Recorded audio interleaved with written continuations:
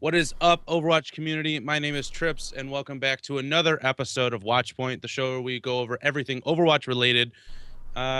We got a few things to talk about today. We have, obviously, if you can tell, a guest on the show for the first time. But first, we're going to introduce our returning hosts, obviously, Yiska. Hey. And Volcha. Hello. And I'm going to pass it over to Yiska to introduce our guest. Okay, so welcome, Faction. Faction has been in esports for a long time. He played WoW, Star Wars: The Old Republic, Firefall, Wildstar, so pretty much MMO and FPS. He also streamed and coached Hearthstone. There's a little bit of video footage there on the internet, I guess. He also befriended players from probably arguably still the best Overwatch team in the beta, Envyus, or former Hubris. He's a writer for his own website called pressq.gg, where he writes mostly analytical pieces, sometimes with input from the very same team.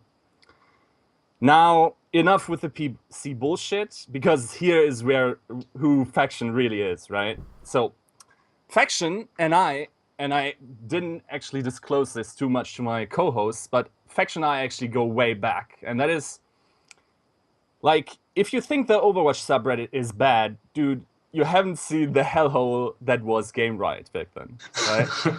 Like, Game Riot was way worse. Like, the comment section is basically YouTube times 10, yeah? And the differences between Game Riot and the current subreddit is that nobody was actually serious. It was mostly overinflated internet caricatures having stupid discussions and just interacting with themselves. And problem is, the Salt Nation is actually sincere. Now, while everyone else is a victim of that Salt Nation, melting like slugs when the salt is spread over them, you'll find that Faction is actually quite different. In many ways, he's actually the leader of Operation Countersalt. Probably the most downvoted person for that reason on the subreddit. The meme, he's not wrong, he's just an asshole, applies quite often, and which is exactly why he's my type of person. Like, I personally indulge in his comment section a couple of times a day, and whenever there's still, something left of the carcass of the pleb, I usually pile on too. And to close this introduction and to sort of epitomize what Faction is to me, I want to ask him, how many accounts do you currently have in beta? 4. Dude, he has four accounts in beta. Launching it on the subreddit, like, it's fucking heroic, man. What can I say? I have my collection. Like, why do you think that? Did you sign up with a shitload of accounts, or? Yeah. It's from like 2 years ago. I signed up with a shitload of accounts, and they happen to be getting into beta now. So. Okay. I wonder if it has something to do with like your hardware setup. That they want to test on your system or something. Maybe they really like computers from like 5 years ago. It's insane, man. Like, that was my highlight. Also, the amount of downvotes that comment got is absolutely delicious. You'd be surprised. They have like way more upvotes and downvotes overall on the Overwatch subreddit. I'm actually banned right now, though. What? Really? I'm on a 2-week break. I was a bit too mean. Wait, really? Yeah. Like the mods banned you or something?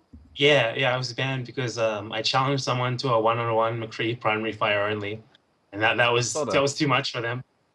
What? It. That's bullshit. I actually saw that. Like, it was the other person banned too? Because I remember he was just as infuriated. I wouldn't know. Okay. Maybe. Yeah.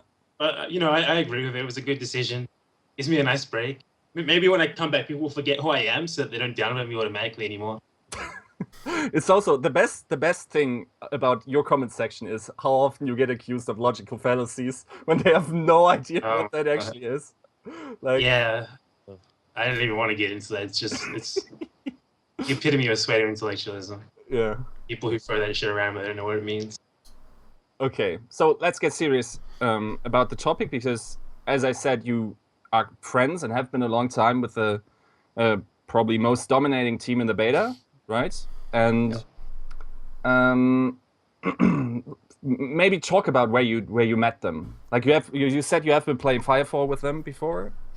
Yeah, I subbed for like one Firefall tournament with them and scrimmed with them a little bit. I wasn't actually a part of the team. There was some other guy who was that. Okay. But yeah, I think I met Matt in like 2009 in like Heroes of Newark or something, and we've like played basically everything together since then. But unfortunately, he's a lot better than me at games, so he's the one who's going to become the pro, and I'm just like the guy who's riding his coattails. Yeah. And like through him, I met everyone else along the line. Like there was Raz, there was Chump, there was some other guys in the team. Eventually, like Talespin, Minstrel, and now Stoop and Esper, 2 new players who I don't really know very much, but yeah, I have a bit of a history of them. Yeah, and there has been this huge article on the Daily Dots written by Allplayed, who is basically for the first beta phase he was in the opponent team, right? Or not Enigma, which makes it even more sort of intimate, the knowledge and assessment he has on the team. And yeah, I think it's pretty cool. Like he played against them, and that's kind of how he decided, right? Like he played against him. He's like, okay, these guys are the real deal. I want to write about them. That's pretty cool. Yeah. Did he know, like when he started writing, did he know about sponsorships coming in for them? Probably. Or was he just impressed? I knew like 2 months in advance, so he probably knew as well. Yeah. I'm guessing. Like I don't want to put you on the spot, but surely that like Envyus wasn't the only big organization they talked to. Yeah, there were a few other ones. Okay. They were really big names, and they just went with Envyus in the end. Yeah, it's quite kind of interesting because I think Envyus for a long time has been quite good in how they recruit talent. Also in CS, they picked the absolute top team, or they could have picked when they entered the scene, and now their counterparts, FaZe and Optic, like especially Optic, kind of had to take the shittest that were left, to be frank. And I think they did the right thing entering Overwatch early, right? Yeah, I think like there were a few other organizations that were looking for a team at the time, and all of them kind of wanted hubris. So I don't really know what's going on with that. I feel like there are a couple of other Overwatch teams that are really like prime time to be picked up by organizations if they're still looking. So I don't know what's going on with that. I would guess that Sureforce team, whatever they're calling themselves now, and IDQD have probably gotten offers already. Google Meets thing, yeah. The thing is, for me, like not Enigma, I don't care if they break up, but as long as you have like the core with mainly Seagull, who's the most marketable player around, right? Like to me, I can't imagine he's not talking to Cloud9, for instance. Like he's the Cloud9 player for me, like in terms of personality and marketability and right. I don't know about specifics, but I'm pretty sure they did get offers before, and they decided that they wanted to switch up that roster a little bit. But the new roster hasn't really been working out really well so far, has it? So I don't know. I think they're the kind of people who would rather like get situated and then commit to a team rather than just take an offer just because they can. So I don't think that they're gonna be being picked up by an organization until they actually have a good team that they feel they can compete with. Yeah. Like I talked to Internet Talk about this, that like joining a big organization, obviously they have a lot of leverage while they are still, I guess you could slowly argue that they are at least in the top 3 of course, but maybe the strongest team in beta right now. And the question was why are they not joining an organization? And he said the contracts they have been offered it's too early. Like that's not worth it for them. Because it seems to them like signing right now when nobody knows how big the game is, like you're being signed on the numbers the game is currently generating. And that's an issue with the contracts, right?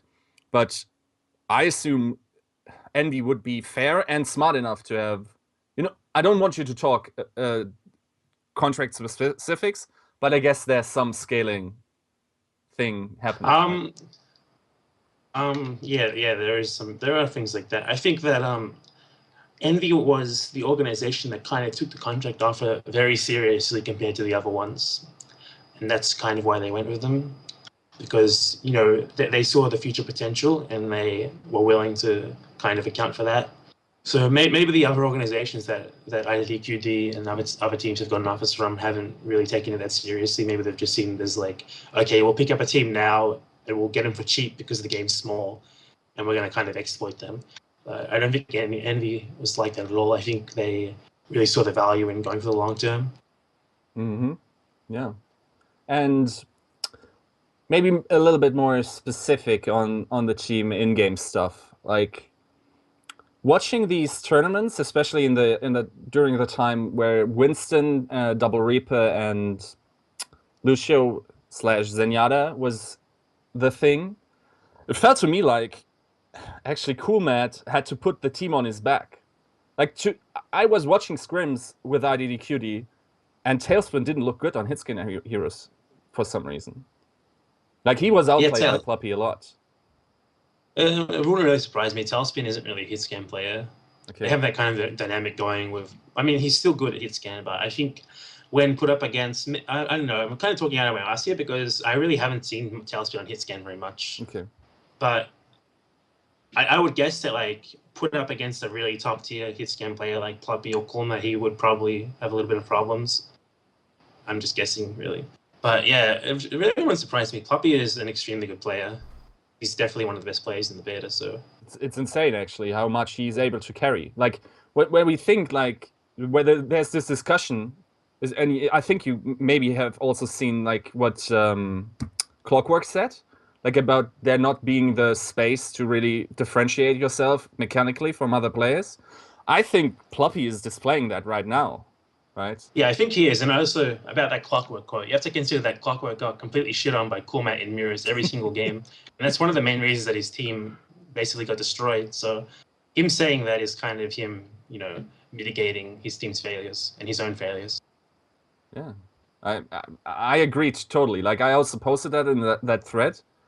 And I don't know, it's strange in a way. I mean, you can sort of see where he's coming from, but I think it's also the frustration that you see in a lot of FPS players that when they come from one game where they absolutely dominated, and now they're not the gods they used to be, and maybe there's not this, you know, mentality of really getting into it and improving like it once was for them, and they are not the gods immediately, that's where they get frustrated. Yeah, that's definitely a good point. I think that basically there's probably 5 to 10 teams in the beta right now, and every single one of them thinks that they're the best players in the world in FPS games.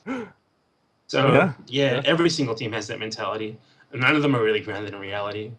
Yeah, and because I'm a little bit of a Talespin fanboy, I have to say, like a little bit. I have to like. Did you see my tweet, dude?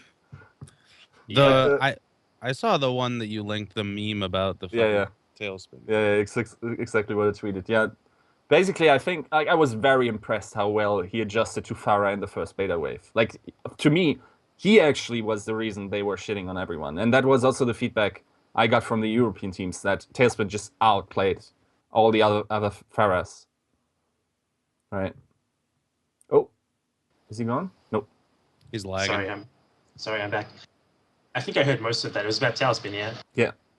Okay, so I kind of agree with that. I feel like in the old meta game where basically every single team played a Pharah, he was really one of the big deciding factors because, you know, he would win that one-on-one every single time. Yeah. And maybe it's a bit like, you know, now the meta game is more fluid. People bringing out lots and lots of different stuff. So definitely kind of hurt their team a little bit that, you know, their one-on-one matchups, they don't really get the kind of one-on-one matchups that they used to have. That's also anymore. true, yeah. It used to be like the only way to beat a Pharah was to kill it with the other Pharah.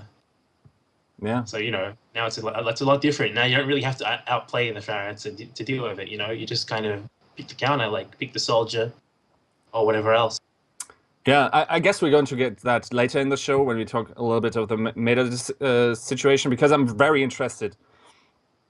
Because when I saw the changes, my first impulse was, okay, this is an Envyus patch, right? Talespin is going to be there. Kumat is always going to be relevant. McCree is not necessarily out of the beta, or at least EU is doing very well keeping it alive. Or, let's be honest, Valutaha is. And yes, yeah, I saw some games yesterday when I rewatched the tournament. It was pretty crazy. Like the dude is like when everyone else is right clicking, he's still, you know, play like you know this meme that's currently like being revitalized again, where someone said everyone's playing checkers. I've been playing chess for years or something. Like that's Taha. Like he's still playing left click while everyone else is right clicking. Yeah, I feel like there's a lot more potential in left click on Mercury as well. Because if you can consistently get those headshots, there's plenty of situations where it's better than right clicking. But I think in competitive, the players don't really crouch on the right click so much. But in pubs, lots of people do. So it's kind of a bit irrelevant to competitive, I suppose, to complain about that. Yeah. Do you think, like, are the roles in Envyus currently set in stone the way they are? Probably, I think so. I think maybe the tank position could be getting swapped around a bit, but other than that, it's pretty much set in stone. Everyone's in the position that they're really comfortable with. Okay. So Coolmat and Talespin are also probably, like, in your opinion, the ones with the best FPS mechanics in the team. No, I think the team has a lot of people. I don't really know about S because I think he has an MMO background, but everyone else was picked up because they're a solid FPS player first and foremost. Yeah. So I think especially Raz is before this game, Raz was probably the team's biggest fragger.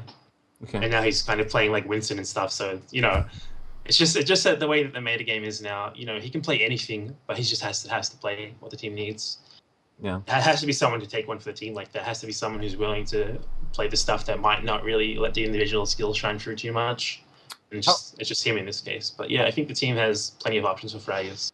How do they cope? Like, is he, because if you, again, with a mad fragger mentality, like if you have carried in other games and were the star player, and now you have to go to this sort of low skill in brackets role, like is there, because to me it feels like there's not much tension in comparison to IDDQD, who sometimes, argue quite loudly with each other, that the team actually, like the approach seems a little bit more calm, but I guess like under the surface, is there something in Raz going on? Like, I want to mad frag again.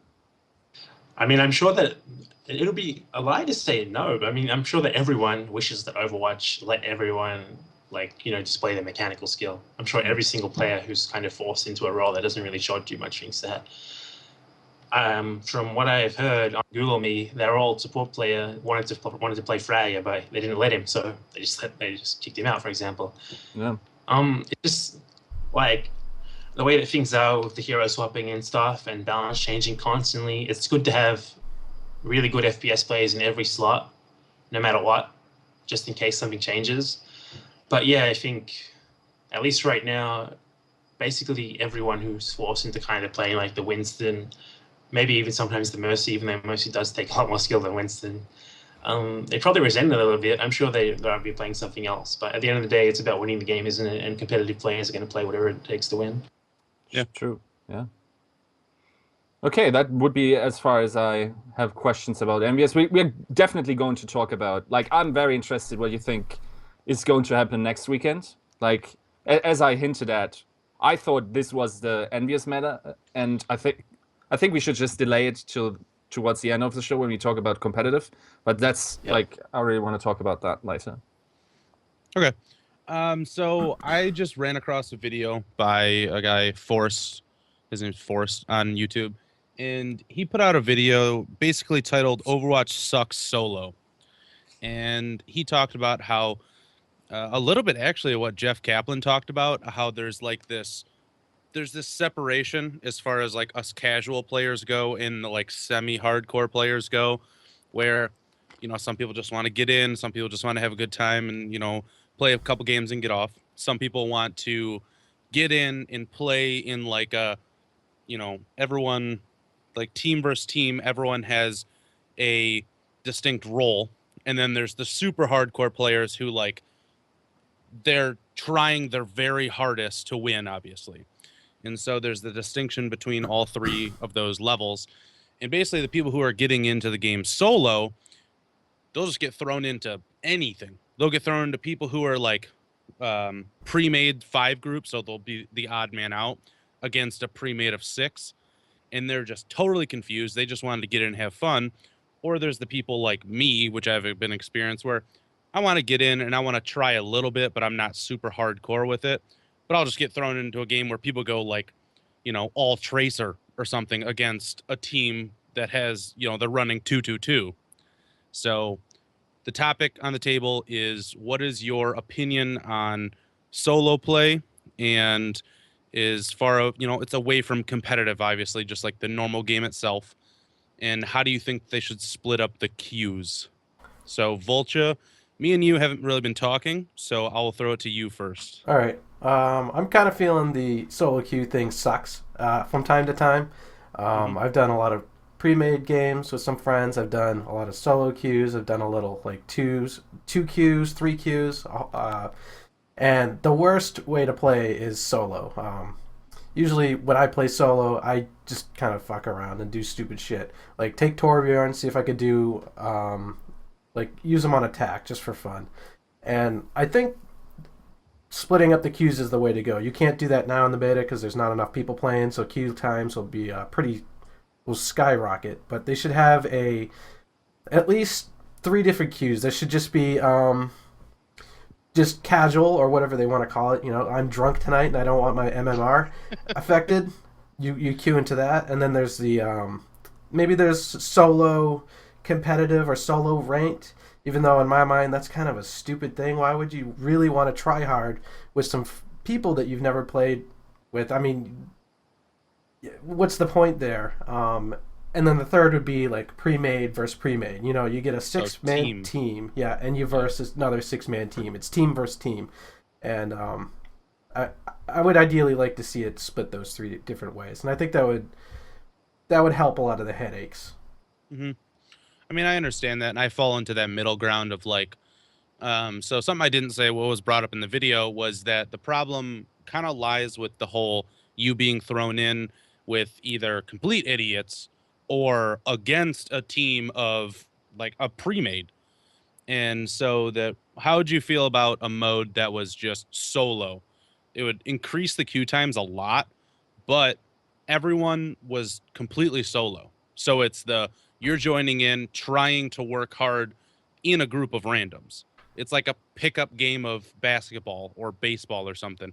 Yeah, you aren't all practiced. You're not really working together. But if everyone tries to do their role good, and, you have supports, you have tanks, you have, the fraggers, you might be able to win. I think a solo queue, I mean, the idea is like really stupid to me, and I think people who do it have like unrealistic expectations of what should be happening in a solo environment. I think not limiting it to solo, maybe duo or trio would be okay, because there's nights you want to play with a buddy or like your like video game girlfriend who like sucks at video games, and yeah, there's a place for it, and there's a place to like see how, I guess, try hard in that sense. Try to win. I guess I should say, not try hard, try to win, with some randos. Some randos, yeah. But yeah, I'd be up till 3. I think would be the limit. Anything over 3, and you're starting to really weigh it in your favor. Yeah. Disco, you have anything you wanna? Well, there has been huge discussions in the other gaming communities I follow about this dynamic queue thing, and it was actually a huge mess in League of Legends recently. Oh yeah, they actually just put it in. Yeah, and it was a huge problem. Like, everyone hated the first implementation, and then there's like they actually split up the queues now, and I don't know. I don't follow the implications of it too closely. I think what Vulture is saying is in part true. But personally, I think if I'm honest, solo queue would probably work better than we would think of it. Simply because, okay, why wouldn't it work? Because you're one of 6 people. That's already one more than in the other competitive games that have solo queue structures like CS and League and Dota, and so your impact theoretically should matter less. I guess that's true, but there's also, I feel like there's maybe a little bit more of a chance to outweigh horrible players in a way, and that's not 100% true for, especially on offense, where sometimes it's just like, even if you get the fragger role, even if you're like outskilling the others hard, there's still hard counters to a degree.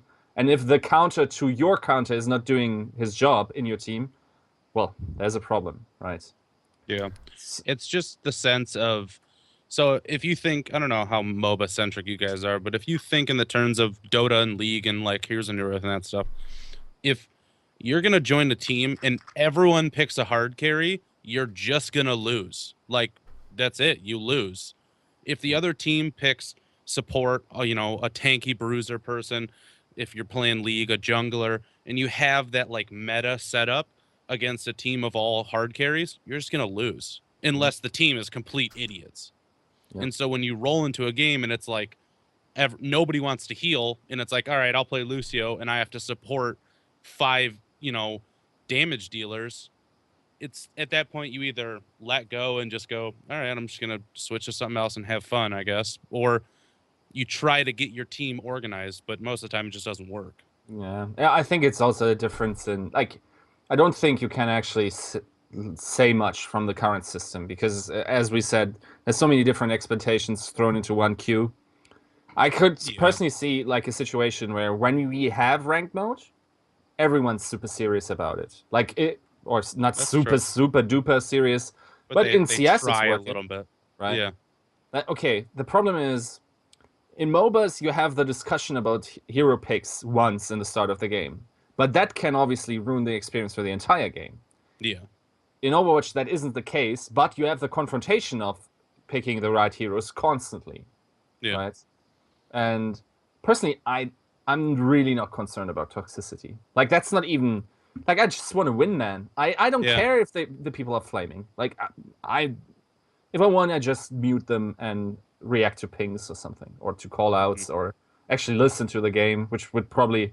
Like, because sound is not that important in Overwatch as it is in CS. I would... Arguably. It's probably... Like you can still hear footsteps and stuff like that a little bit.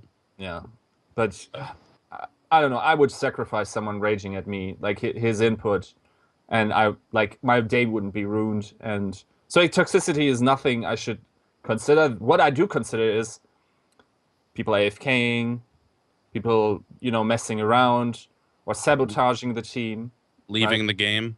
Yeah, there's no penalty for leaving right now, so. I think you might hate this idea, but I think eventually we will actually think of people as a feeder. As game mechanics get more transparent to the wider community, people will actually realize, okay, this Roadhog that keeps healing himself just loaded up 3 people's ultimates, and we get just getting constantly shit on, right? Mm-hmm. This will probably be in the mind of the community at some point, I think. Yeah, once the game gets more understandable on a casual level, everyone thinks they know what they're doing, or the general stats or the general knowledge like barrier rises. People are going to know what's going on more so than they do now, and they're just running and there's flashy colors everywhere. Yeah.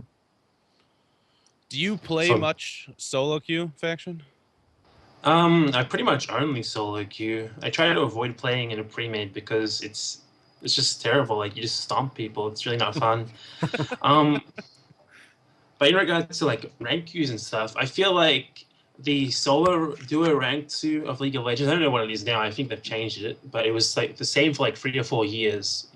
But I feel like that's the one thing that League of Legends has introduced to gaming that's actually worth a shit. And I think it would be a big mistake for other games not to just kind of copy that. It's not really about, it's like, yeah, some games are going to be ruined because people pick stupid stuff. Some games, someone's going to AFK. Some games, someone's going to be a huge dick to everyone.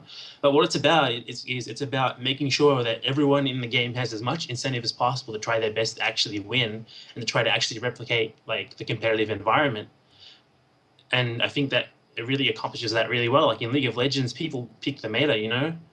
Mm-hmm. In like a casual game, they might just fuck around, but in a ranked game, it's serious. They try to pick what's best. They try to make a really good team composition. I think that would just work perfectly fine in Overwatch as well.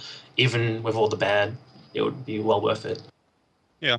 I mean, currently, as far as if I want to equate it more so to a Blizzard game, in Heroes of the Storm, they have quick match, and then they do have like a ladder mode. And in quick match, you have, again, only one choice at the beginning of the game. But once you get in and you're just kind of, farting around trying either like a new character or something, and then somebody keeps dying. In the back of my mind, I'm like, it's quick match. I can't get mad. Nothing's gonna happen to like a score or anything. But in ranked, then it's like, all right, dude, like you should at least be trying. You don't have to be the best, but as long as you try and you're doing what you feel like is your best, I can't get mad at you. Yeah, exactly. That's how I feel about it as well. I feel like in ranked, like even in the ranked game, like if every single player in the game is terrible, if every single player in the game is like trying to play like the correct team comp, trying to actually win the game, it's still way more fun for everyone, really. Yeah. What do you think about the concern that they've raised that they aren't sure what the system should consider when you're normally a support player and now you want to play Axe? Like, do you think that has some merit? I feel like versatility is a really important skill in Overwatch, and that if you can only play support, and that's going to be a huge problem. It's like you're kind of limiting yourself. You're limiting your skill set, because swapping heroes, playing different roles, is a huge part of success in this game. So I think the player who can only play support needs to be the one to adapt. The system shouldn't really accommodate them. Yeah, it's kind of asking a lot for the game to expect you to only be able to play 1/3 of the game, in my opinion. It's kind of silly. Yeah. Are you guys talking about as far as just like if you get into a game and they're like, all right, we need a support, and everybody's like, oh, I only play damage or I only play defense heroes? Yeah, is that what you're talking about? In the term of matchmaking people together, just looking at the times they've played certain characters in queue, okay, they could potentially come up with some sort of algorithm. But what I'm actually talking about is that what, from my understanding, is that they were concerned that, for instance, I only play supports, and then tomorrow I think, oh, maybe I'm a God McCree, or on the same level I play support set, and I pick that, and I'm obviously not anywhere on the level. Should that be considered in the algorithm? Well, I think Blizzard really shouldn't be covering people like this, because obviously if you have never played McCree before, you're not just going to pick him in like a ranked game, right? You're going to do that in a casual game.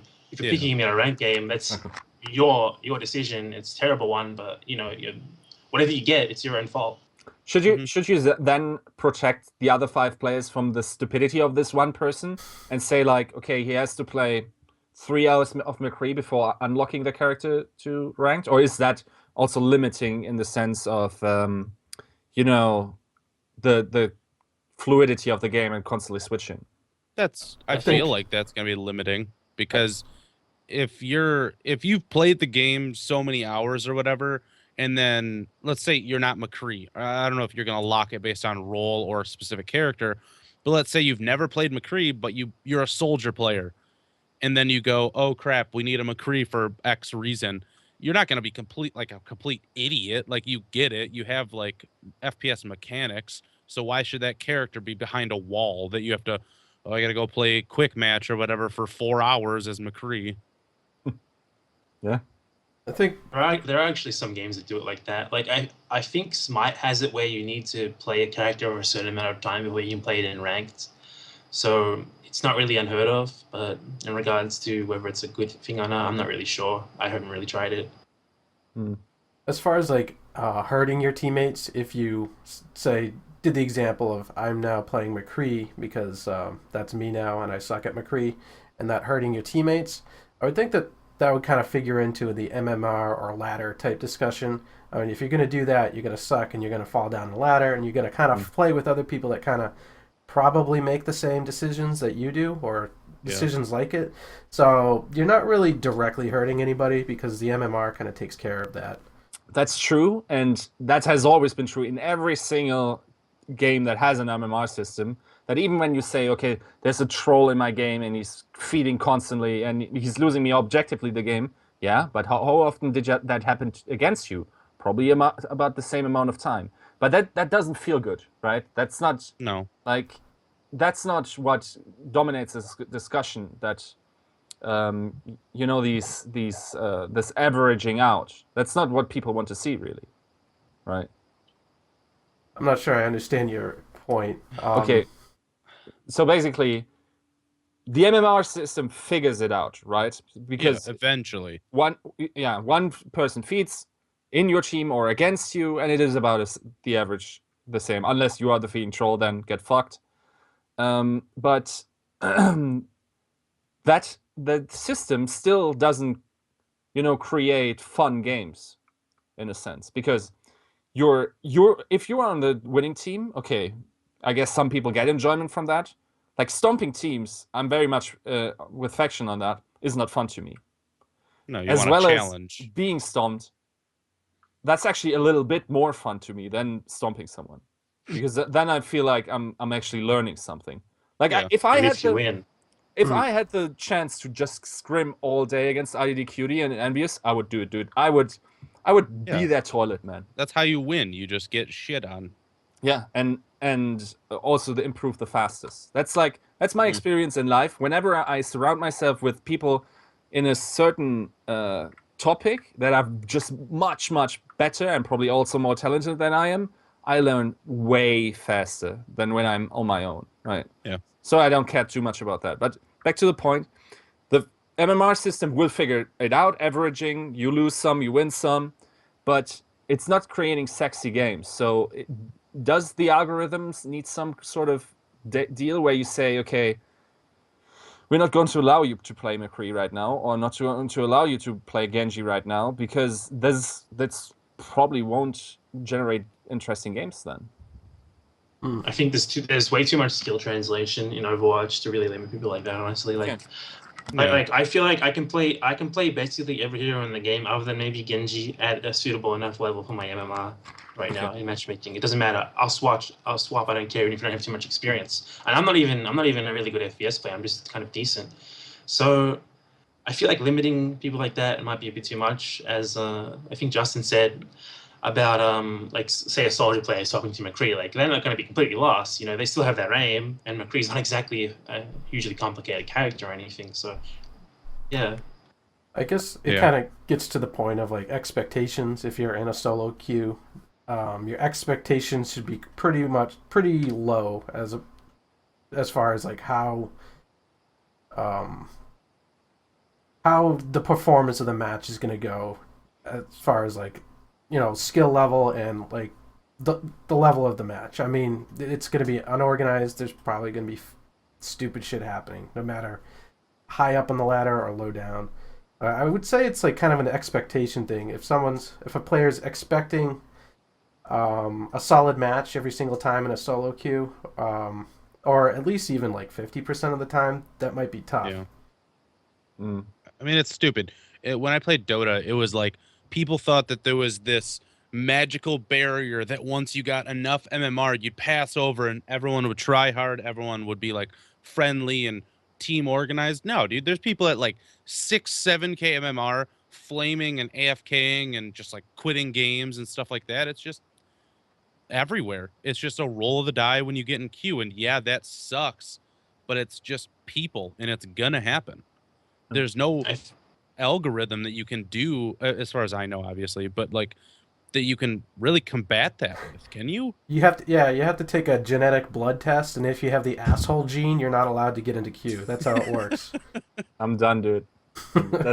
Yeah, I'm disallowed. Uninstalling. Too many hours of turbulence. I think with these games, we kind of weigh the bad experiences a lot more than we do like the mediocre you remember or the good them. ones. That's just life. Yeah. They just don't happen. Like they don't really happen too much, honestly. Like I used to play League of Legends all fucking day. It was all that I did. I was terrible, but it's all that I did. I still played ranked. I still loved it. And I would be like, oh, this game sucks because this guy trolled me. He trolled our team this one game and we lost. But that really wasn't that often. Usually the games were just kind of people picking the correct stuff and trying to win. Maybe they want the best games in the world. Maybe we want the most organized. But it was fun. It's fun to have people like actually trying to play the game correctly. Yeah. I personally like if someone, and then that's also why I want people to communicate more, because if I feel like they are really trying hard, I have a really hard time being mad with them.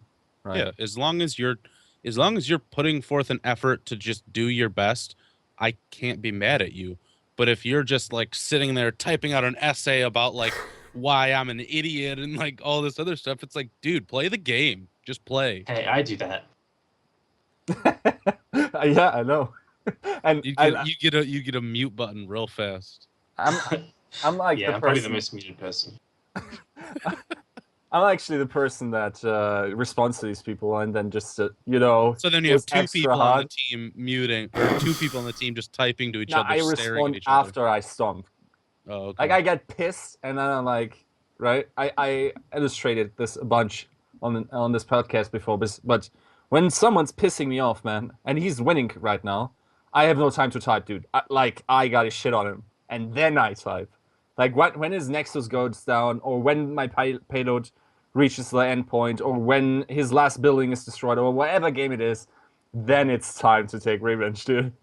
That's the moments of in gaming I live for, basically. All right. This is just an ending. I'm going to end this topic real fast, but I do want to ask one quick question. So for Dota, there is no limit. After you move past yourself in ranked, it's just party MMR.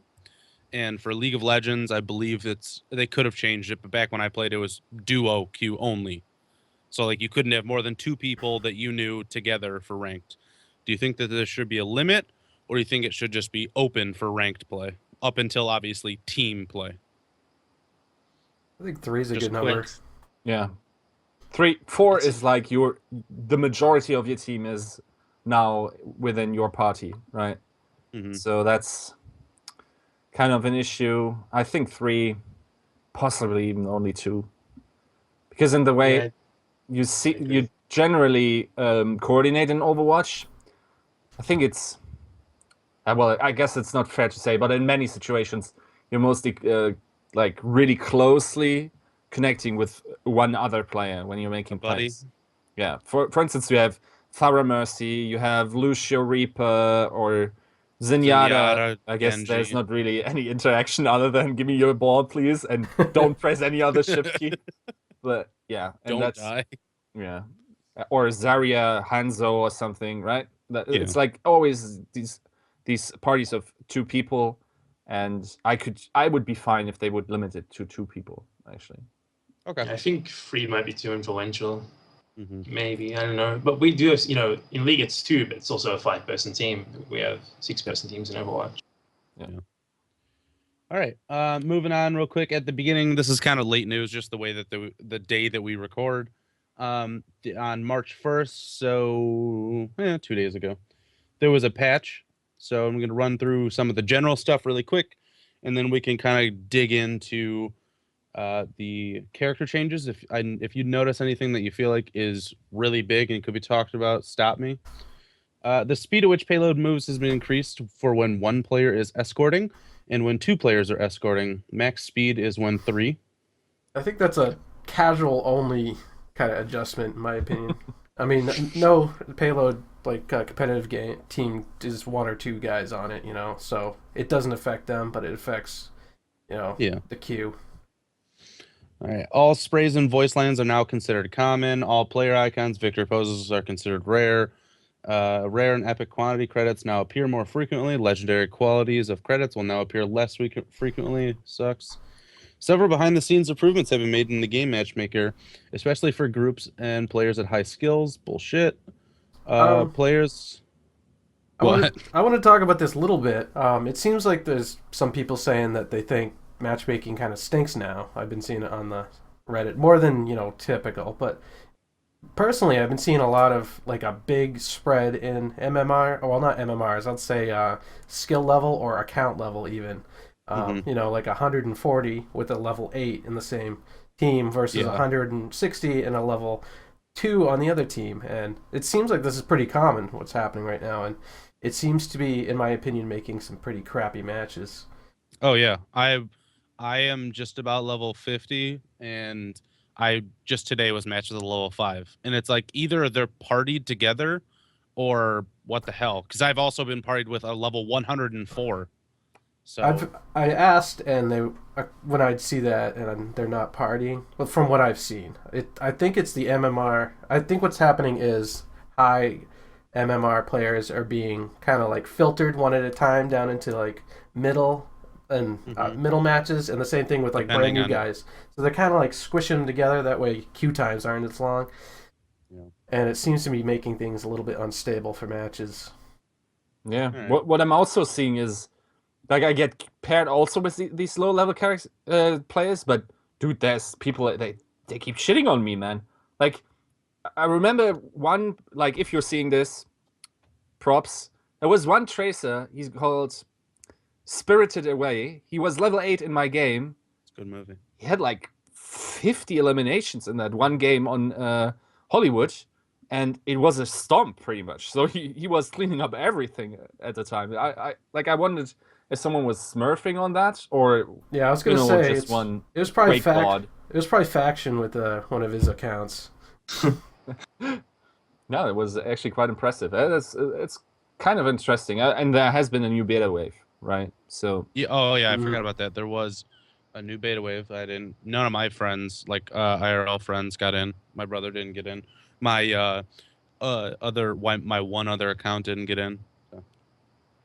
Anyways, players from Australia, South America, and Southeast Asia should no longer experience exceptionally long queue times. I do not know. is that true? Yeah, we were dude, in skirmishes for like 30 minutes at the Really? time. I think it's fixed now. Okay. I think it's because they added the Australian server and it was messing something up. Okay. All right. Australia always just gets the shit end of the stick when it comes to internet in games in general. Yeah. And flora and fauna and fucking animals and everything. Like, everything is shitty on you, basically. Don't know what you're doing on that island, mate. I don't know about that. I just hide in the big city.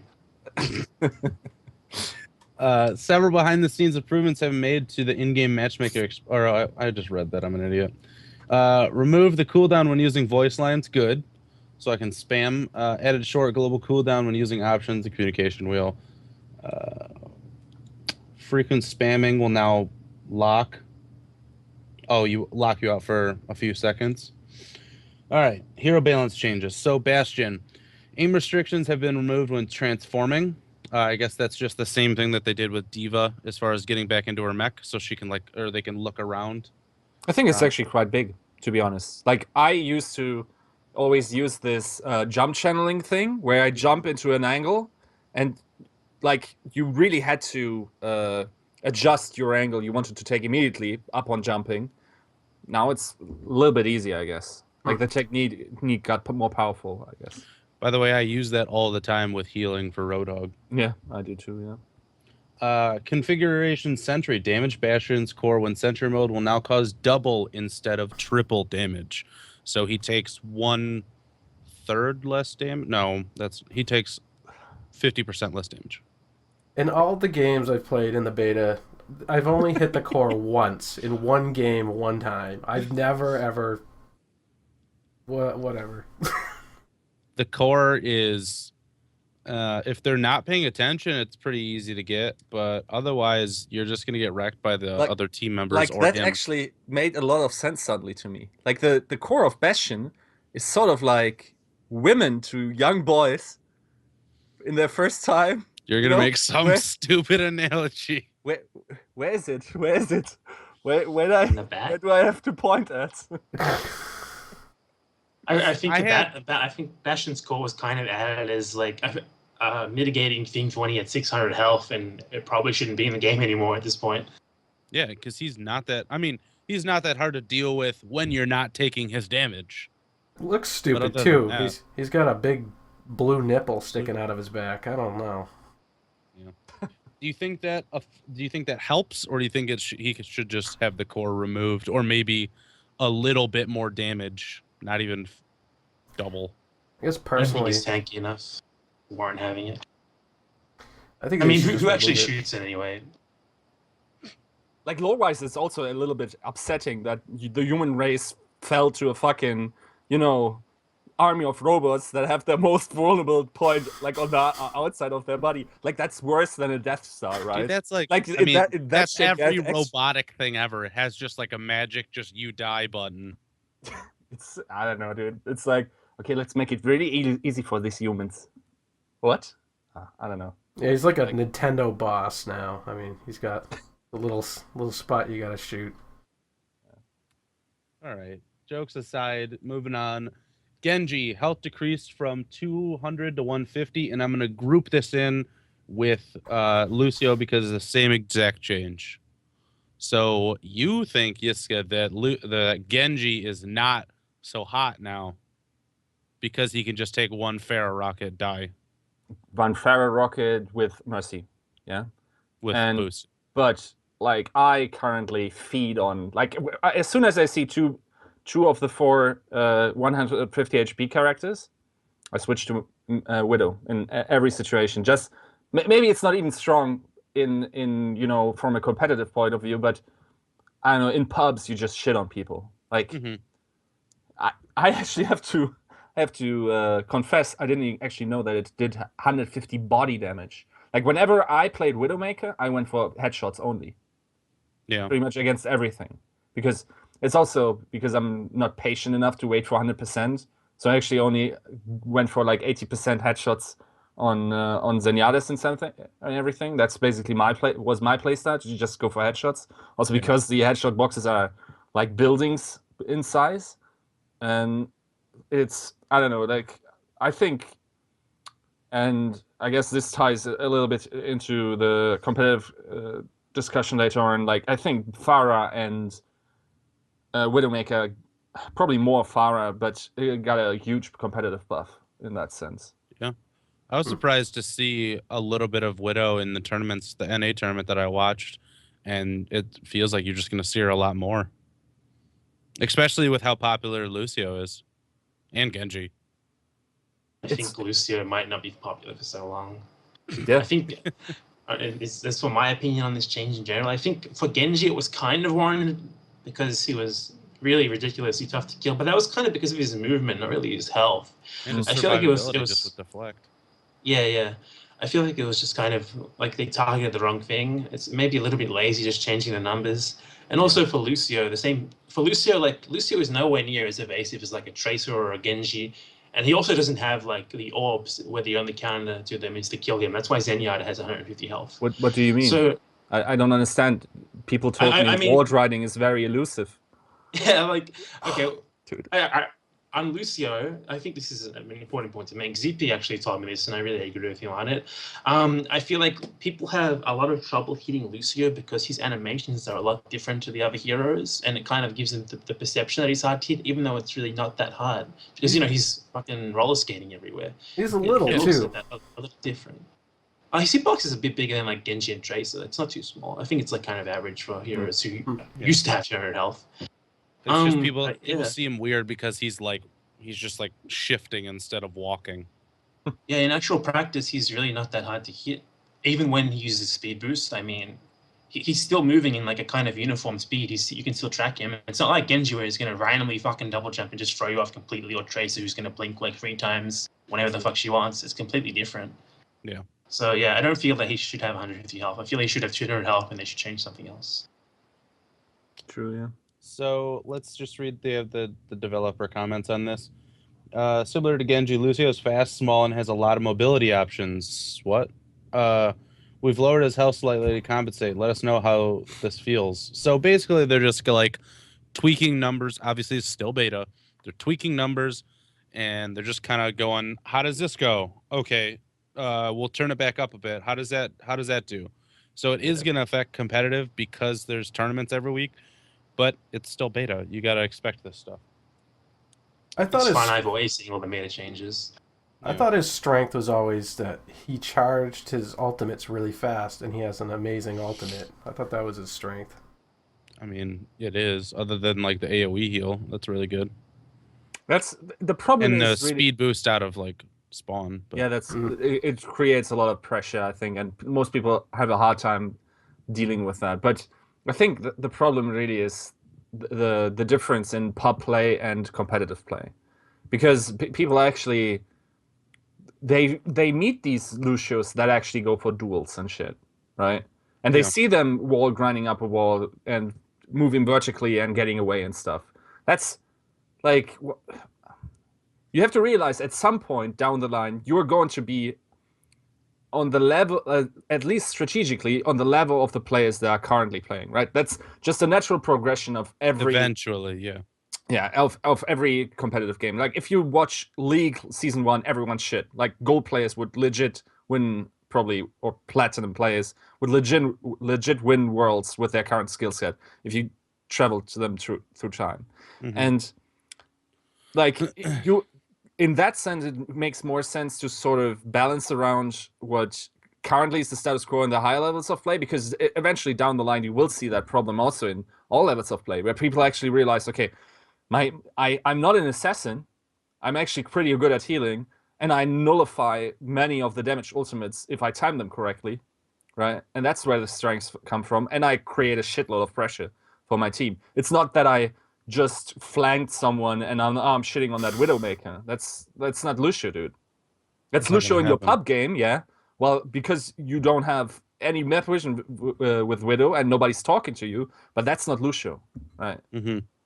All right. Junkrat, rip tire health increased to 150. So a tire has as much health as 4 people. If the tire is destroyed, it no longer explodes. Significantly decreased damage fall off with rip tire's detonation radius. So basically, it does more damage in the circle. Wait, no, decreased damage fall. Yeah. I actually discovered an interesting direction with this. I'm not sure if it's new or not. Maybe you guys can tell me. But if Junkrat uses his tire and you kill him, he's still controlling the tire. So like I killed a Junkrat in a pub, and then he turned around with his tire and killed me. Yeah, that's still how it was. I've always seen it though, where like he'll start his animation and you'll kill him, and then the tire just explodes immediately.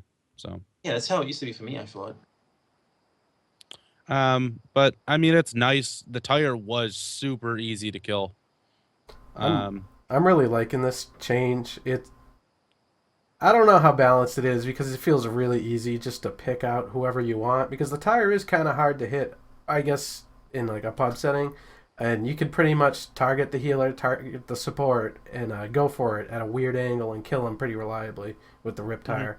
And he charges his ultimate pretty quick too.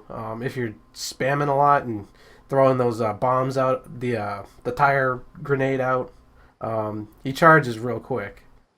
So you could rip their support pretty much at will with that thing.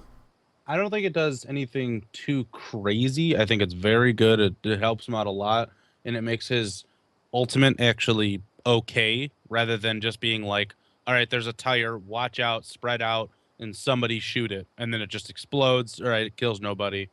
So it kind of helps Junkrat out, but I don't think it does anything too crazy. It's actually funny that Ploppy actually said that when he's playing Junkrat, which he was to counter this Winston bullshit, he used his tire like whenever he plays Junkrat now, almost exclusively for Genji. Right? He used to do that.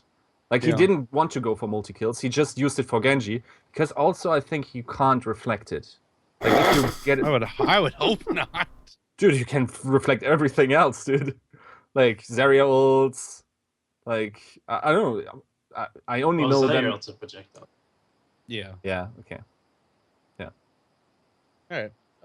May endothermic blaster. The primary fire now has a minimum slow effect that is applied instantly, and the total time to freeze a target remains unchanged. As well as Blizzard, her ultimate effective radius no longer can be blocked by barriers or payloads. I thought this was going to be a big change, these two things, but in my experience, they haven't really changed much for me. I mean, it helps, but it's nothing. It's just a little sprinkle. To me, May felt pretty strong with this change. I mean, she just got to tickle you once, and you're pretty close to being rooted. Not rooted, but you're not moving very fast at all, and she could suck you in and freeze you pretty easily if she just ticks you once. I only faced a few Mays, and they were pretty scary up close, like real scary. And I was playing, I think I was playing McCree, so McCree's a beast up close, so I guess that says something. Yeah. I should probably be winning that, though. I think. Like, like I don't know. Man, That's retarded, dude. What's that? That's fucking retarded. Like McCree should win That's still it, the thing with me. even though Mei slows, even if her slow is really fast now, it's like right away. I think it's like she touches you and you're immediately slow. She still doesn't kill as fast as basically any other class. Like she has to freeze you, which is like 2 seconds. Well, in 2 seconds, even fucking Soldier could have killed you from up close. He's not even a close range character. She can punish okay. Like if you don't see her coming and she comes up behind you, she punishes you. But still, I don't feel like she can like run in and be like face to face duel somebody. Anyone should be able to beat her. Just about anybody.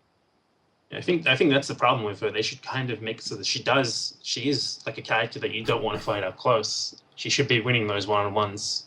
Mm-hmm. Yeah. All right. Mercy. Thank you. You can once again now target the souls of dead allies. Thank you. That's simple change needed to be back. Winston, barrier projection, shield health decreased from 1,000 to 600. So it's effectively, obviously, 60%. And the cooldown now activates after the barrier expires. Which effectively, I mean, either he places it wrong and you don't kill it, or he places it correct, it has less health, and you kill it, but there's still an added, let's say, 4 seconds of cooldown than there was before. Yeah. I think it was just a needed nerf, and it's especially showing us how kind of justified it is, because Winston is still like a top pick in Scrim so far, and he's still seeing tons of play in pubs. Okay. So it's just a good change. Mm-hmm. You don't think that it will nerf him too much? You think it was a balanced change? Yeah, I think it was a pretty fair change, because the barrier was just ridiculous, especially with multiple Winstons, or especially because even with one Winston, like you finish your barrier, like it expired, and then you could just drop it like 2 seconds later. It was really stupid. Yeah. All right. Zarya, projected barrier duration increased from 4 seconds to 2 seconds. Wait. Oh, decreased from 4 seconds to 2 seconds. I read that differently on that thread that they had on the subreddit. Yeah, it's pretty huge, I think, actually. Like, yeah, it made the barrier you shoot on someone else. It made the barrier you shoot on someone else the same duration as the one that you put on yourself, which is 2 seconds. Yeah, it's only thing that I feel is there, people were complaining about this, that there's no indication as far as on your screen that you have a barrier, that you have a Zenyatta orb, nothing extreme, or not even like a buff marker. There's like a halo around the edge of the screen that you can. There's like an aura. Yeah, that you could perceive. I don't like those for some reason. Like I'd rather, like, these auras aren't very, like, because they're in peripheral vision for most of the time. Like, I would feel better if it was literally a purple bar, for instance, if you have an orb from Zenyatta on yourself, or a yellow bar if you have healing on yourself, or a blue bar if you have a shield. Like, I don't like also, because I used to play on a potato, and that's actually way worse to notice on very bad graphics than it is. You have your settings down. Yeah. In regards to just this change itself, like I think even if you could see really clearly if you have a shield on you now, you wouldn't be able to react in time to do anything with it. They kind of changed it from being like a preemptive shield to like an in-combat shield. Zarya kind of has to use it on someone who's already being attacked. And I think that's a really shitty change, at least for pubs. It really makes it a lot harder to get charged. Yeah. The thing is, I'm going to use one of your favorite words, Faction. I think it was actually anti-fun in many ways, like waiting for the barrier to expire, because like the worst thing is you don't know immediately where Zarya is, and someone just comes around the corner, and you can't immediately engage Zarya in the sense that you might have just fucked someone really over when you made the decision to blast through the barrier. And like, you, for instance, sometimes if a Zarya is at like 58% HP and she puts a barrier up, I'm just going to burst through that. I'm not going to, wait for that to expire. Now, because when Zarya is out of vision, I can't just burst through the shield to kill that Tracer with 25 HP, because maybe I just fucked my support by overcharging Zarya, right? I mean, that's a little bit of coordination, but it didn't seem fun to me that, like, the bubble was like, oh, hands off. I'm not going to, create this crazy monster. Mm-hmm. Well, maybe they could have made it so that like the bubble just has less health or something instead, because I just feel it's going to be too hard to actually get use out of. Like the situations where you can actually use it and get actual absorbers from it are a lot narrower now than they were before. Or you could just kind of use it on someone to be like, oh, I have the shield, I'm going to go in. Now they can't do that at all. Yeah, they should almost take her out of the tank class now because of this change. I mean, she doesn't absorb damage really, or help absorb damage for teammates at all. She's pretty much all that shield pretty much is for is charging up her attack, in my opinion. I mean, the definition of tank is really loose anyway, right? Like, why is Roadhog a tank? Body blocking? Yeah. I don't know, dude. All that Roadhog does is kill people. He's like things like. I feel like those designations are just kind of for new players. Like, for example, Symmetra, she's a defense character. She's not a support. Yeah. Yeah. Okay. And last, Zenyatta. Players will now receive a notification whenever an orb of harmony or an orb of destruction are returned from a dead target. I don't get it. I don't get why that was such a big deal, because if it was returned, you would see the ability, or well, I guess you'd see the ability to put it on someone new anyways, but for me, whenever I played Zenyatta, I always lost track of orbs, and I was terrible at that, knowing who to put, if my orb was on a dead player or not, and like to redesignate it. I never kept track of that. I haven't played since the change. Maybe it'll make me a competent Zenyatta now. I don't know. I think it may have been just like a quality of life tweak. I don't think it's anything too important. The thing is, I feel like there's certain types of plays. For instance, some people really concentrate on their crosshair and therefore have better aim. And then there's people who are very good at, gathering all this information at once and then processing it and making good decisions based on that. And then there's obviously the top players that can do all of that. And the thing is, I don't think like this text will actually help you a lot. For instance, in WoW, we had this scrolling combat text thing, right? Where basically everything was shown to you, that like they read the combat log to you, right? And the thing is, if you are the kind of player that can process this kind of information, then it's going to increase your play a little bit. If you're not this kind of player that can process it, it's not going to change a lot. Like, you're just having it there to clutter your screen. And like personally, I don't notice much difference, because I personally always notice when someone dies on my team. So if I'm playing support and someone dies on my team, most of the time I actually know where he died too, unless he's like way like in Africa. No, but I was trying to make a joke about Numbani, but I'm going to go the edgy route, like when the Genji goes to Africa and then comes back a refugee and wants to be hero again. Anyway, you're gonna trigger somebody.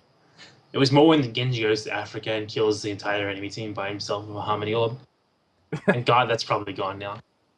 You don't know where the refugee thing is going, dude. Maybe they go back. Maybe they become kings in the continent because of all that education they got from the healing. Or I don't know where I'm going with this. Anyway, let's continue. Anyways, next question. Not a big change. Fix the crash that could occur when getting a play of the game on a control point. I never experienced that. Fix server crashes that occur when logging into and out of the game client. No. Fix an issue with the way that Torbjorn's turn oriented whenever its target moved out of line of sight. Okay. And fix an issue with the lighting on several loot boxes. No one cares. Okay. That is the lighting end. on loot boxes? What? Really? I don't know, man. I guess it's just they just put it in there for people who do care. I don't care. Anyway, it actually really I was like, I had no fun anymore in my life because my loot boxes weren't lighted sufficiently. Dude, what? All right. So I think this is the weekly 5. Let me know if I'm screwing this up. So we're going to go into a discussion of competitive now. So as far as EU and NA goes, they're kind of blurring the lines here because apparently EU can't stay in their own region. And am I getting the same matches? Money, dude. Money. Yeah. Free No. money always from America. Maybe your tournaments should build a wall. Oh my god. Anyways, so spoilers, obviously. And IDDQD took both the NA and EU weekly 5. I watched a little bit of the NA and I saw some, pretty intense things going on, but I don't know. I feel like sometimes they just come. There hasn't been really an upset as far as I've noticed. It's just one team that comes through and just bulldozes the whole tournament. Yeah, I think the finals were pretty close. Yeah, they always are with IDDQD, right? Like also with Google Me, to be fair. Like yeah, they always go 3-2 for some reason. Which shows us that I feel like we kind of have like 3 or 4 teams right now who are on similar levels, and that's really good. Yeah.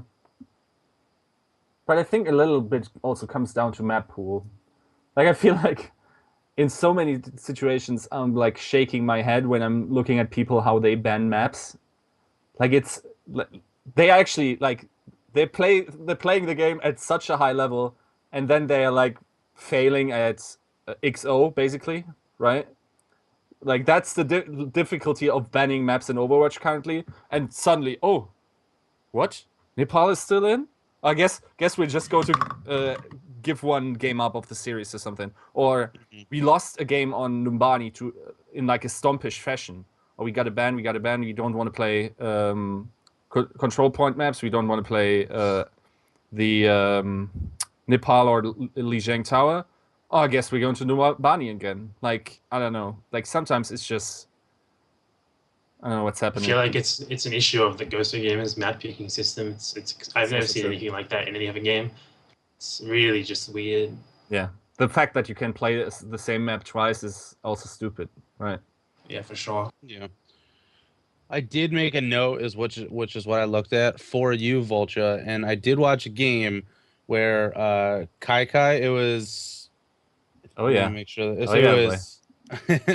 Oh yeah. It was Google Me versus Team Whatever, and Kyky wrecked on Hanzo, like ridiculously.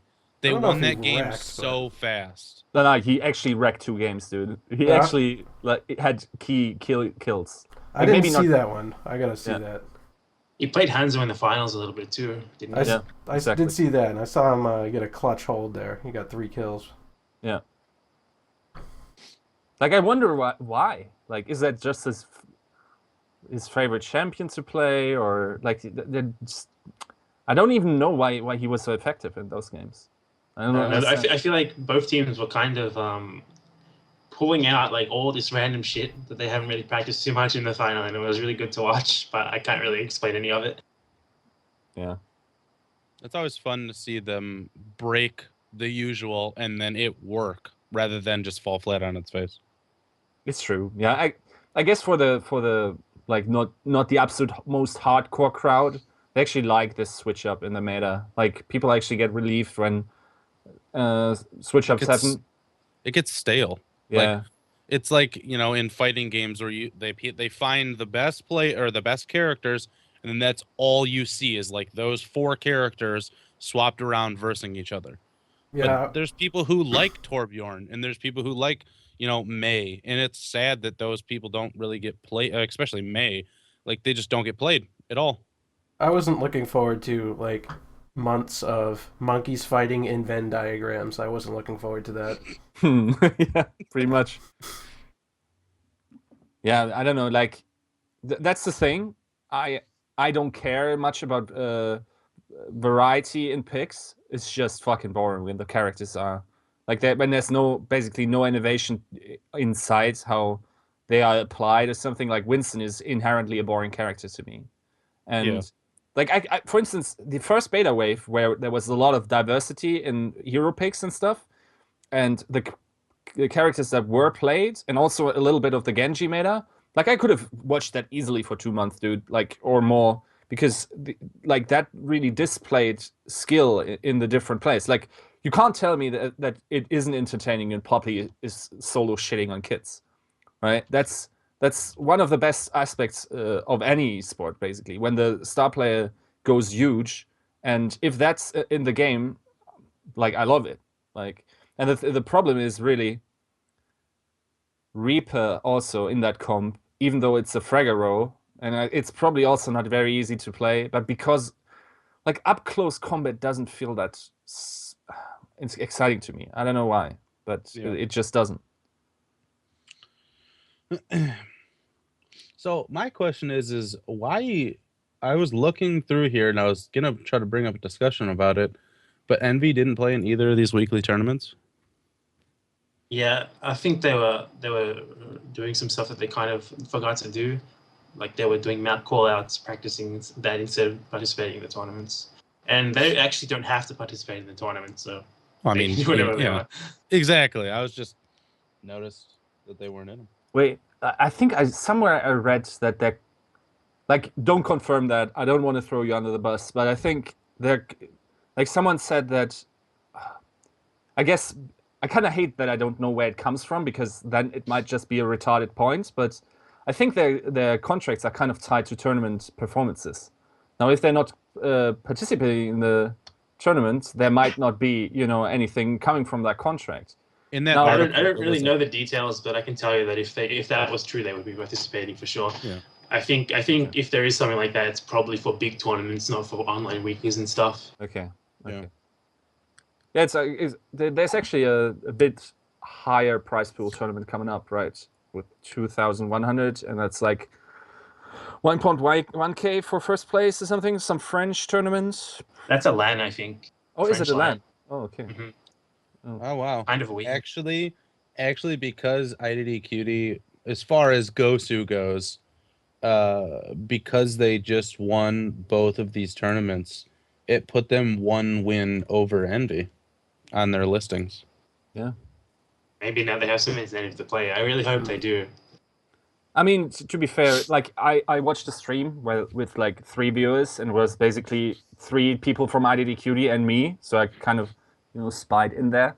But they were saying that they really disliked the Gozu Gamers rankings, even after their first tournament win, because they felt like that was when the beta came right back up, right? Yeah. Because they felt like, well, we're the best team in the world. We just have proven it. That's not how rankings technically work. But I guess they had a point with, the beta coming back up and having this long break. You want to look at a performance, like many lists do it off 3 months or something, and then have a decreasing point system because it's not relevant anymore. But going from week to week, and like that's not really an indication of performance, right? But now, I think because also Envy missed 2 tournaments now, I think I don't think it's outrageous to say that IDDQD has to be ranked higher. Oh, yeah, no, because they just it's just ranked by number of wins, and they just have more because Envy didn't participate and IDDQD did participate, so they just have more games won technically.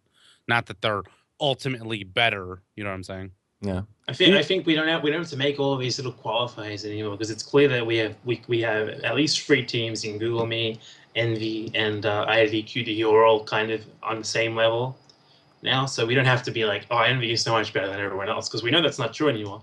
It's fine to acknowledge it. Yeah. Do you think they actually? So in other words, they dodged the last tournament because they thought they weren't going to win, or no, they dodged it. I would say maybe, I don't know, but I think they didn't participate because they were like, they kind of skipped out on practicing this very specific thing that other teams had already practiced, and they're like, okay, we need to do that. Maybe that'll make us do better. Okay. Yeah. Just they felt like they had things that they had to do instead of participating in just like an online weekly. Yeah. Like when this tournament is going on, it's not like they're sitting there watching it. They're like in custom games practicing with each other on map callouts and stuff. Because they are doing it full time. Hopefully next week we'll see a sick battle between IDQD and NP. Yeah, that would be sick. Do they actually like, because you kind of also, if you talk about this, you have to consider their past. Like in Nosgoth? Yeah, Nosgoth. Yeah. It's hard for a German tongue. There's a Z in there. Is it? Nah. Yeah, it's Nosgoth. Nosgoth. Okay.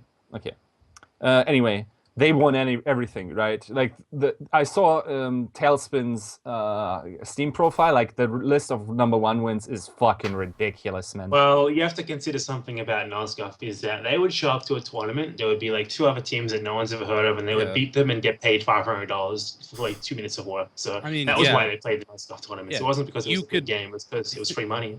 Yeah, you could say that like, oh yeah, we were the best team, but it wasn't that. It wasn't. It's not even. It was that big of a game. It wasn't a game. Like, it was just like a thing that a bunch of people played, and teams came out of nowhere, and they just happened to be really fucking good. But they lost once. What? They lost once. I don't think they lost. Maybe they were drunk or something. I don't think they ever actually lost. I think if they did lose, it was probably a forfeit, or I know that a few times like they couldn't get everyone on, so they just kind of invited random people to the team to try and get the money. Okay. So my point was, is a team that basically shits on their competition in all the other games, like, do they care about their record? Like, if they thought, did they basically dodge the tournament because they thought maybe we're only getting 3rd or 2nd, and that might look bad on our resume after all? I really don't think so. I think that they actually just don't really care about the tournaments too much. I feel because in terms of like practice, they get much better practice out of just streaming the same team over and over again. Like they've been streaming the shit out of IDQD and Google Me. Yeah, I don't think that affects like we don't want to have a loss on our record. Like, come on, I don't know. Yeah, I'm sure that like when tournaments that actually offer kind of big prizes and stuff come up, which probably won't be too long, maybe like a month or 2, I expect. So they'll be participating a lot more. But when a tournament is just bragging rights and like $60, what can you get with that? Yeah. It's just there's not much incentive, I saw something. Then again, like I read in the, like, also part of the article was it Raz that already moved because of it? Yeah, Raz was an IT professional full time, and he quit his job to kind of practice the game. So yeah. And now he also moved, right? He moved to San Fran, to or California, was it? I think. Oh, okay. And like maybe he has money saved up, but I would think that's not insignificant if you're getting $60 every week, basically, or actually twice a week if you also participate in the other tournaments. Like, that's... How are you getting $60? The weekly EU is $14.40. Obviously, you're not getting all of that split 6 ways. That's $7.60, I think, for first, right? I thought it was $3.60. $3.60? Is it? You're right. Okay. I can't remember. Right. But then divided by 6, right? That's I 60. wasn't thinking that way. So I was thinking 120 times 4. That's $500 a month, technically. Okay, that makes it even worse. Yeah, it's not completely insignificant. It's just that I don't know. I can't speak for them really. I haven't really talked to them too much about this, but I do want them to play. I want them to play, even if they lose. I don't care. It's just that I don't know. I think that after the patch, they maybe weren't expecting people to get better, and also IDQD kind of changed their roster up a bit. Like before the patch, who knew who Poppy was? Yeah. For example. We kind of knew who Shofa was, but if you didn't play against him in a pub, you probably didn't know. It's the same with Poppy. Exactly. And now they've just kind of had this meteoric rise. Like those are 2 massive players who are easily as good as, say, Talespin or Coolmat are, and pretty much they're not carrying their teams, but they're the huge players in their teams. They're the ones who make their teams work really. Yeah. And I feel like it's that individual influence that has brought those 2 teams up to the same level now. I think it's not just them for IDQD. Like some of those players. Like, it felt like they all fell into places because, for instance, Taimu, he was the support for Kick Esports. And they were like 5th or 6th best team in Europe, never really accomplishing too much. But Taimu had pretty sick aim, and he was caught a mercy, right? That made no sense. Okay, he was apparently a medic in TF2, but now he's on McCree, and I think obviously, like I think there's still a difference between him and Valutaha, obviously, but he's not like he can stand his ground as a match fragger, I think. Yeah, he's good. He's really good. I think all of the players on these teams are all really good FPS players in general.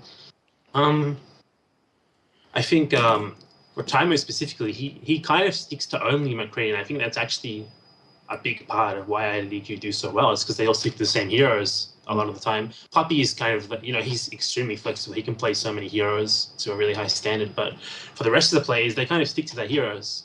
Despite Internet Hulk, right? Like Internet Hulk, I don't think I've seen him play one hero for 2 games in a row. Like he also switches a shitload. Yeah, like he plays Symmetra for them. Sometimes he even played Genji before they had Ploppy. Yeah, I was kind of like seeing this into like Envy, like because I think we talked about before the show how Envy kind of realizes they had a problem where they switch heroes too much. Yeah. Yeah. And I think that is definitely a big problem in this game because the game just doesn't encourage, like it's supposed to encourage it, but it doesn't because you lose your ultimate charge. Yeah. So unless you've already used your ultimate, why would you swap? Because you're just kind of giving up this huge game-changing ability and starting from 0 again. True, yeah. All right, so something I did want to bring up was, I think it's ESL is the only, correct me if I'm wrong, ESL was the only tournament so far to limit the character selection down to 1 per team as far as like no doubles. So how do you guys feel that has it been fleshed out enough to say like either yes or no, or do you think like it should still be, the rule set should still be played with a bit? Can I just have our first beef with another podcast? I'm not even going to involve you in this discussion. I'm just going to shit on them. Okay. Like, so yesterday I was watching Overtalk, and Watchpoint does not condone the viewpoints of Yiska personally. Nah, I'm like, I actually like the guys. Like, the thing is, what they were saying was that they liked the change ESL introduced because Winston was dominating the meta, and we would see it still if that wasn't the limiting factor. And I think comes from a very dangerous place of ignorance, because also these people are actually, like, for instance, they have Salsa on that cast. She wasn't there yesterday, but she's a host for BlizzCon, right? She has some sort of influence, and also her opinion carries some weight. So I think it's quite important to be factually accurate there. They said that's why they should implement these rules. That's not true. We haven't seen in Overwatch a meta that was stable enough.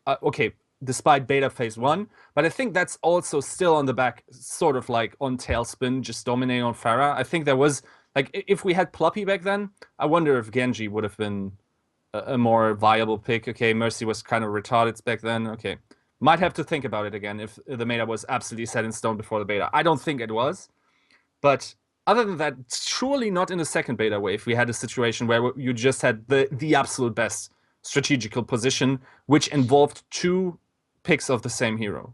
That was true for 1 weekend, and it kind of came out of nowhere. Like, it blindsided a lot of teams. Yeah, and it was then very strong for a little bit. Exactly, and over the week it was figured out by DQD, just play Junkrat against it, and then it's gone, right? So we haven't had a precedent where we could generally say, okay, hero stacking is bad. No, hero stacking allows actually to sort of counter this stuff, because for a while ADQD was just playing 2 Junkrats against double Winston, right? Yeah. So, like, I think it's quite important to be very accurate and look really at what the results tell you, and you will probably see that we haven't had a harmful situation with multiple hero picks yet, other than D.Va. I agree with that. I'm all up for like trying different rule sets, trying to get something out. Don't be, because they gave us all of these custom options, yeah, sure, screw with them, and if you get people to play with it, go for it. You could discover something, but I don't think that it's like you just see some problem happen and you're like, okay, the only way to solve that is to change the rules. No, if there's a solid team comp that can't be broken, players will take that team comp, dissect it, and they will break it. Yep. They will find how to beat it. And the only way that that's going to happen is to allow people to make those overpowered team comps so that they can make those, prying defense comps. I can see the nervousness and like how it would be a crying shame for this game if you could if only 3 characters get played for the game. That would be terrible for this game. Kind of heartbreaking, and I can see the nervousness about that. But as you said, there's no precedent for it, and that's the important point: is the precedent. I mean, you don't want to preemptively start curtailing team choices and player choices before there's even a reason to do it. Yeah, I mostly agree with you guys, but I think looking at it from the game, I'm not a game designer, I'm just an armchair, but looking at it from that perspective, when you have to account for these potential cheeses when balancing, it kind of limits what you can do. Like, for example, when you're, say, conceptualizing a new hero, you have to say, okay, what happens if some idiots play 5 of these and it's really good? Like, for example, the DVA stacking was pretty good for a while. When you have to consider all of these dumb little scenarios, it does kind of influence what you can do. Yeah. So I feel like some kind of limit may have a place in the future, like maybe 2 or 3, definitely not 1. 1 is just way too limiting. Mm-hmm. But I think that even if Blizzard doesn't want it, the players will do it themselves eventually. No matter what, there's definitely going to be a limit at some point, but it's not going to be 1. Yeah. It's just, I feel like in a game where you could potentially have 6 of 1 heroes, yeah, the diva stacking did kind of make it hard, because that seems like almost the only stack that would be incredibly hard to fight against. But they do internal testing obviously I have no analytics for this, but I'm willing to bet they do internal testing for multitude of heroes because of the game that they created. It's in the game. They have to have tested for it. Yeah. Or were the people testing it right now? I remember there was an interview where they talked about whether they internally had a team of 6 Soldier 76s and how it was pretty rough to deal with until they figured out a composition that worked for it. And I think they said Winston just pretty much ate it. And they had second thoughts at that point about oh, should we do this because this seems broken? It seems like a whole bunch of Soldier 76s with hit scan and rockets and self heals is not going to be able to be broken. And then they figured it out internally. Yeah. Mm-hmm. Don't panic too much if something gets really good until it's sweeping and becoming the new meta and teams are playing, like that for weeks. Yep. Yeah, for example, I maintain a pretty shitty tier list, to be honest. But right now, how am I supposed to, I'm not gonna make a new one until there's some, like I said, in stone meta, because everything's changing so much right now. I don't know how on Reddit, people are still complaining about this double Lucio, double Reaper, double Winston comp when it was literally counted 2 days later. Yeah. It was figured out 2 days later. People don't watch that so much. Though. People see something happen and then they just join the pitchfork party and they just oh wait, I hate Lucio and Winston and Reaper. I don't know what I'm mad about, but I'm mad. Yeah. Last weekend we just had a tournament with a fucking Tracer and Hanzo all over the place. So who knows what's gonna happen this week with the changes that happen. So I don't know. Everything's just up in the air. I think that it's going to continue to change and change and change for a long time until people just kind of settle on something eventually. I have no idea what it could be, but it's going to happen eventually. I think that's a great segue, actually. Because I personally, let's theorize a little bit. Because before the show, I also said that because the 150 HP restrictions are now this seems to be like a bar where Blizzard says, okay, 4 characters have now 150 HP. That means Widowmaker can body shot them, and that means Pharah with Mercy buff can one-shot them potentially. Now, it's sort of like if you have taken like in higher level high school or possibly college classes about biology. It's like if you change one thing in an ecosystem, it fucks up everything. Oh yeah. Right? Like putting like for instance, if I send a German wasp to Faction now in a little box, I'm going to fuck up Australia completely. Basically, what I'm saying. No, but seriously, like this change, for instance. Let's spitball some ideas here. Because of that, 4 characters are now one-shot for Widowmaker. Widowmaker gets stronger. Now, because they're one-shot, what can you do against them being one-shot? Symmetra, right? Or Torbjorn, maybe. Or Torbjorn. Maybe. Yeah, Torbjorn. Yeah. Not reliable, but maybe. It's not reliable. But then again, like the shield is very reliable, right? Yeah. And it matters much more than it normally should have, because now it's like a binary switch that goes off. Suddenly you're not body shot killed, but that might be or most definitely is a game changer, right? That you can get around the corner, right? And the Widow has to go for like a 50% charge shot on you to finish you off or something, right? So I wonder if that's going to be part of the discussion, also with Pharah in mind, obviously, with body rockets.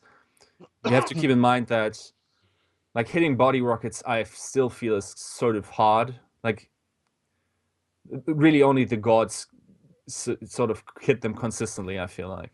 Yeah. So. Well, when you only need one, it's a lot easier. Yeah, exactly, yeah. And that's a question, like, will we see preemptively people, like, for instance, if I'm playing against Envy and I know Esper is probably the best Mercy in the world and Talespin is probably the best Pharah in the world, am I going to preemptively on defense pick a Symmetra to not just get blown the fuck out? Yeah, that's a really good point, and it kind of gets into something that I've been thinking about lately, where you know, there's a huge rock paper scissors element to competitive, where the team that starts with the best comp tends to win the game because they don't have to switch, they don't have to lose their ultimates, and yeah, that's just something that I've kind of noticed. Like the first team that has to switch is almost always losing the game. Mm-hmm. Especially like backed into a corner. Yeah, especially on the capture point maps, right? Not what are they called? Lijiang Tower and Nepal. King of the Hill maps. Okay, yeah. Mm-hmm. Like people have been complaining about the snowballiness of the maps a lot, right? You win the first fight, now your ultimates are charged too. Well, now you're 50% free basically after winning the first fight. Yep.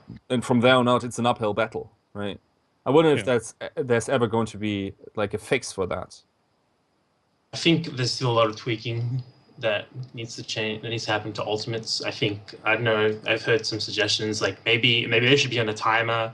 Maybe they shouldn't have ultimate charge at all. I feel like there's definitely needs to be a lot more testing with them to get to the right. Because Blizzard wants.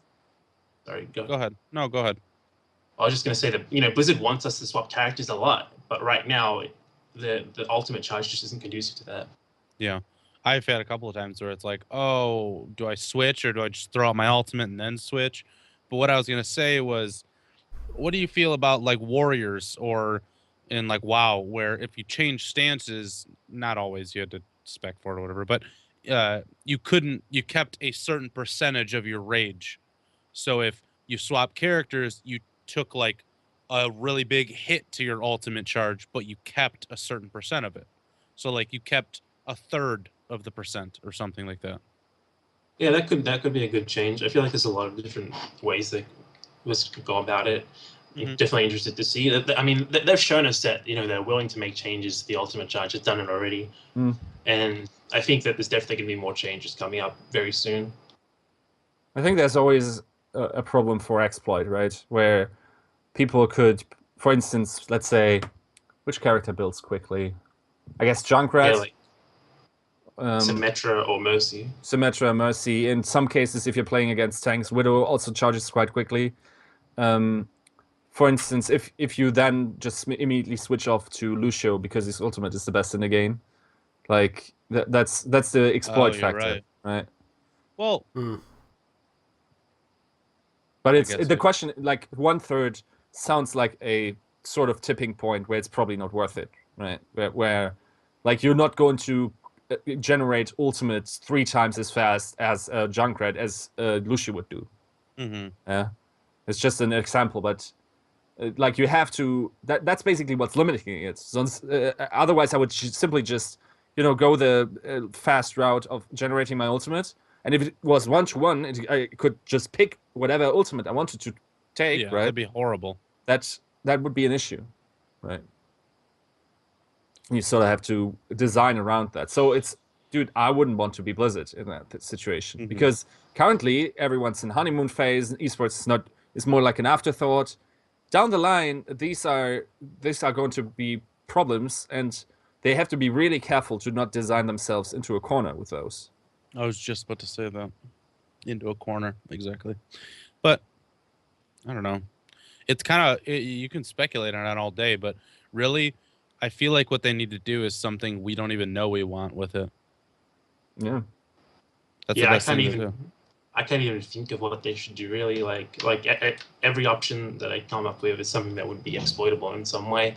So it's kind of, I don't know, it's tough. They're going to have to figure something out, but I pay lots of money to do it, so hopefully they can. Yeah. All right. We're getting pretty deep into this time sink as far as the podcast goes. So we've covered all the topics that I feel like we need to. We don't need to. We gotta save a couple for next week. But is there anything else that you guys can think of? You want to bring up real fast? Nothing. Prediction faction. Who's going to win the next batch of tournaments? This weekend, I'd say it's kind of a toss-up, really. I really hope that Envy plays, but if they do play, I don't think it's a sure thing for them at all. I think it's gonna be one of the three. It's gonna be Google, IDQD, Envy. I think there's also a chance for Reunited that they could definitely beat any of those teams if they happen to get a little lucky or they play really well on the day. So yeah, I don't really want to make a solid prediction, but I would guess that the finals will probably be IDQD versus Envy if they actually play in the same tournament. And if I'm being realistic, I'd say that IDQD will probably win that. Oh snap, dude! Snap. My question is real fast, obviously, but how come IDQD play both? But how come like Google Meet they don't play both? How come the Euros are coming over to our scene, but we're not going over to their scene?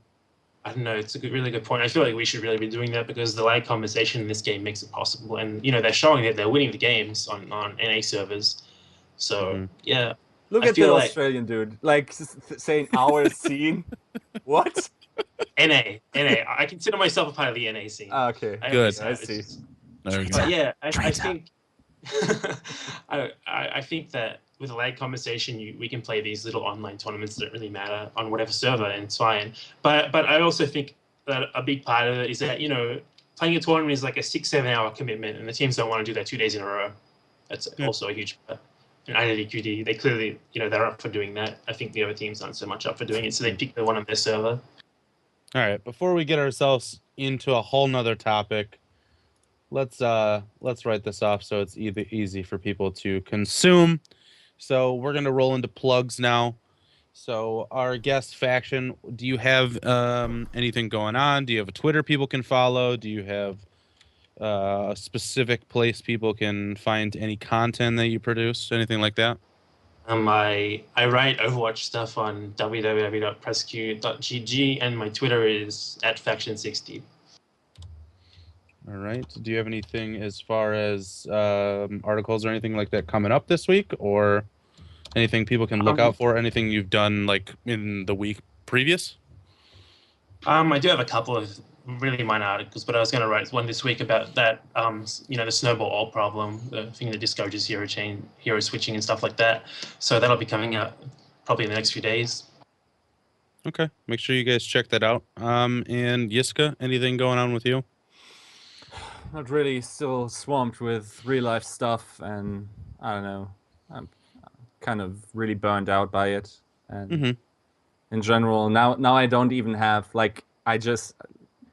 maybe it wasn't obvious throughout the cast, but I'm actually deeply hampered in my enjoyment of my week because Faction's Reddit account has been banned. So I don't know what can carry really me through bumming this you out. week of work.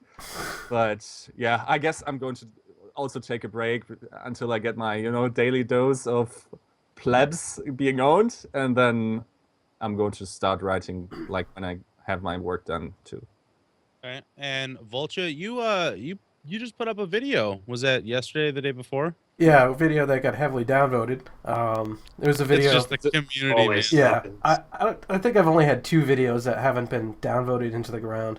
But this one was about how I think the score system in the game is failing at what it attempts to do, and it's attempting to stop hostility between players. And I'm also working on just for fun, a Torbjorn montage of just being an asshole on attack with Torbjorn, and teammates getting mad that I'm Torbjorn on attack, and just kind of trolly stuff. That'll be up in a while. Awesome. As far as I go, I have kind of veered away from streaming a little bit just because my internet is kind of shitty recently. But other than that, I'm producing a little bit of out of Overwatch. I know it's Overwatch podcast, but I did just start playing Black Desert, so I want to do a little bit of that and a little bit of Overwatch content, but nothing too special, nothing out of the norm. Just kind of trying to have fun. I'm getting real irritated with solo play. That's why I brought up that topic today. But yeah, I think that wraps up the cast for this week. Make sure if you guys have anything to say on any of the topics, either in the Reddit comments or in the YouTube comments, bring something up. We always respond, honestly, to everything.